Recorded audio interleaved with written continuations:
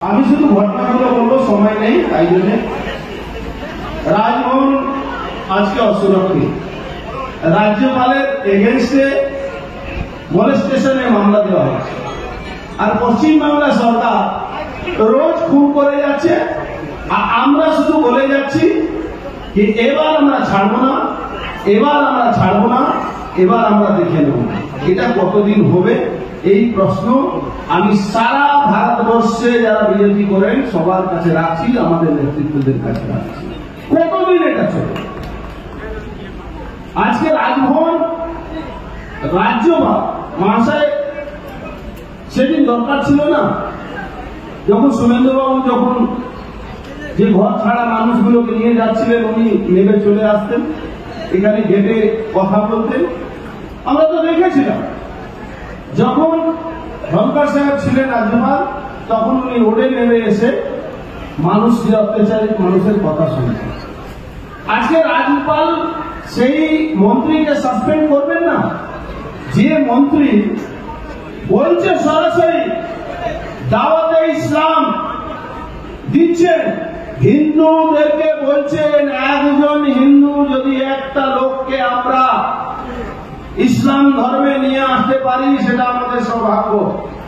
আমি ওনাকে বলবো, আপনার বাবা একজন হিন্দু মহিলাকে নিয়ে এসে বিয়ে করে একটা ইসলাম ধর্ম গ্রহণ করেছিলেন, আপনিও করেছেন। আপনি মমতা ব্যানার্জি, অভিষেক ব্যানার্জিকে ইসলাম ধর্ম গ্রহণ করান, আমরা তখন দেখব আপনার দাওয়াতে ইসলাম কত জায়গা কাজ করছে। আমাদের ভাবতে হবে বাংলায়।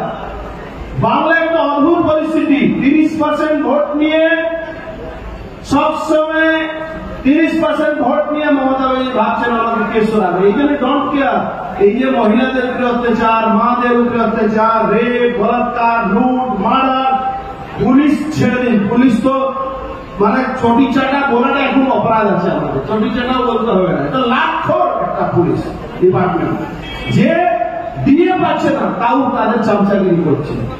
আপনি ভাবুন তো, 30% ভোট নিয়ে তারা এগিয়ে আসছে, আর কিছু লোক আমাদের মধ্যে 1000 টাকার জন্য বিক্রি হয়ে যাচ্ছে, কিছু লোক 1000 টাকার জন্য বিক্রি হয়ে যাচ্ছে।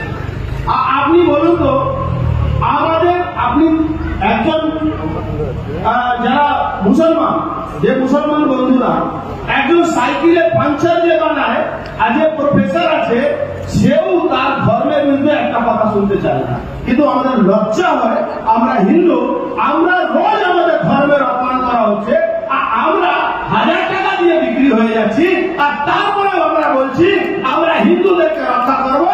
আর 800 বছর গোলাম থাকার পরে 1946 সালে যখন কলকাতা ক্লিন হচ্ছিল, তারপরেও আপনাদের লজ্জা নেই। এখনো কেউ গোপাল বাবুকে কেউ মনে রাখে না।